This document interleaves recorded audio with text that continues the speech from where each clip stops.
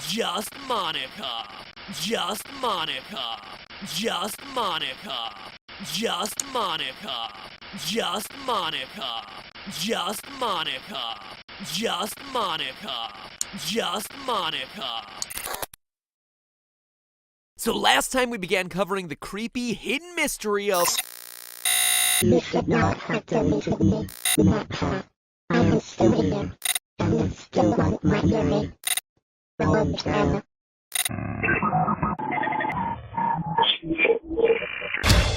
Hello, Internet!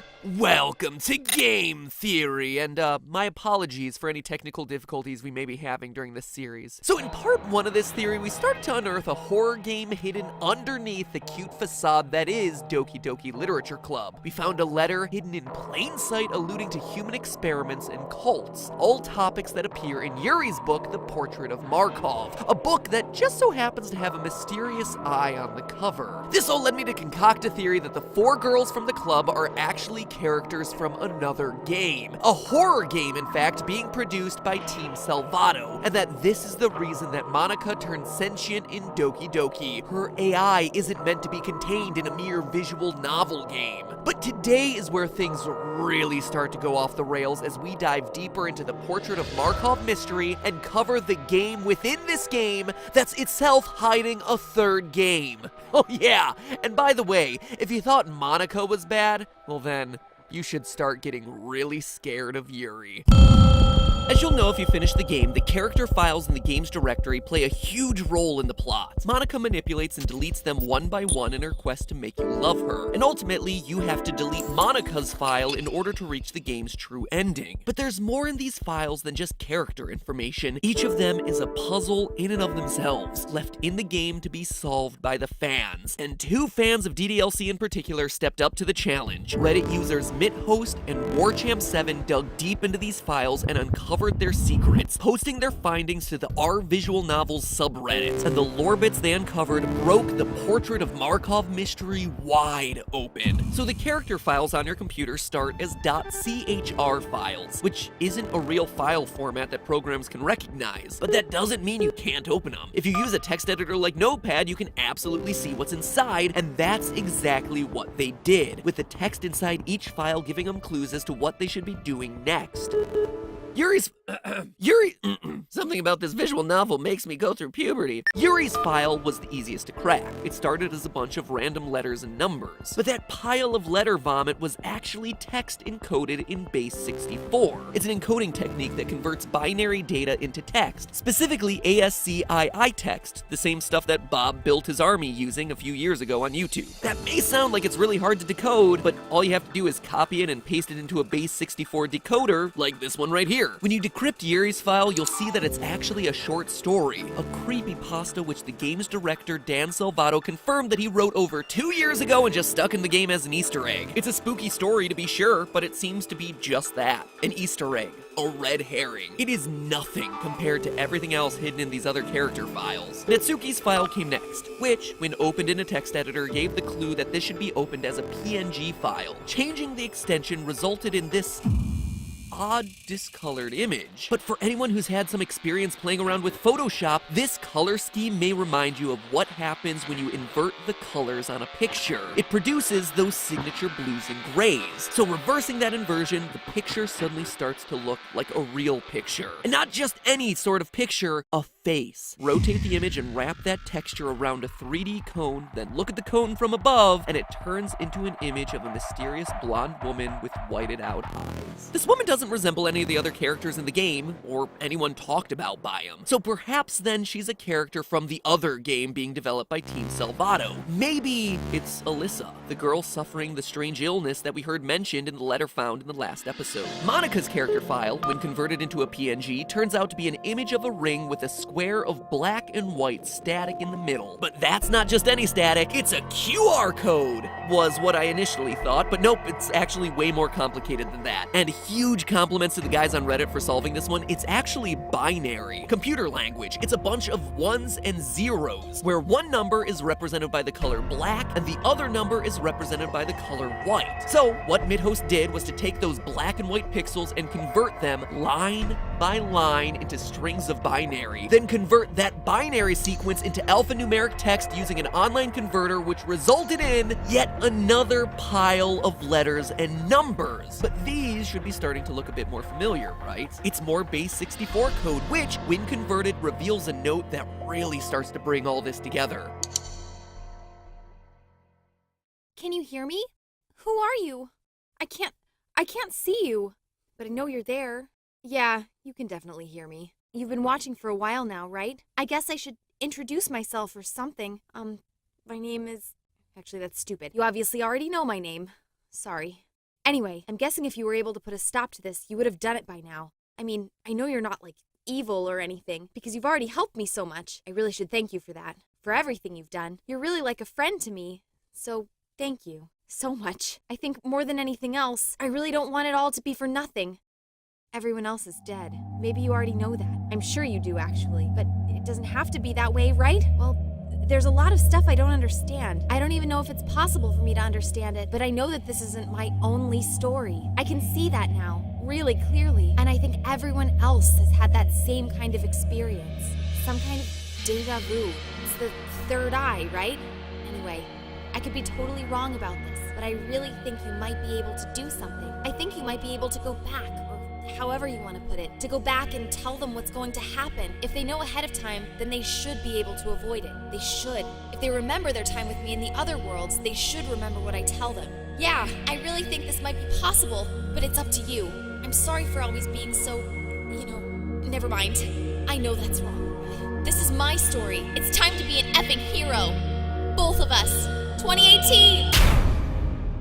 Wow, that is a lot to unpack, so let's get to it. First, it seems pretty clear that this was written by Monica, as evidenced by the "you've been watching me for a while now" and "you already know my name" lines. It also seems to be written after Doki Doki's true ending, where she destroys the game. Notice how she comments that there's something you as a player can't stop, something that's killed everyone else, which is why she destroyed the game in the first place. But now come the bizarre parts. She says that she's experienced some sort of deja vu and that this isn't her only story, supporting the idea that she's coming from somewhere else, perhaps, once again, a different game. And it's not just her either, it's all four of them. Quote, everyone else has had the same kind of experience. What's most exciting though is her suggesting that perhaps we as the player can, quote, go back and tell them what's going to happen. If they know ahead of time, they should be able to avoid it, meaning that we're gonna be tasked with trying to jog their memories, or that in this new game there'll be some sort of Easter egg calling back to the events of Doki Doki. Quote, if they remember their time with me in other worlds. Other worlds, like other games that these characters have been used in. That maybe we can do something in these other games to warn the girls and prevent Doki Doki from ever happening in the first place. And the conclusion is pretty much the most blatant. Team Salvato has another game coming in 2018, and in this game, Monica isn't the villain.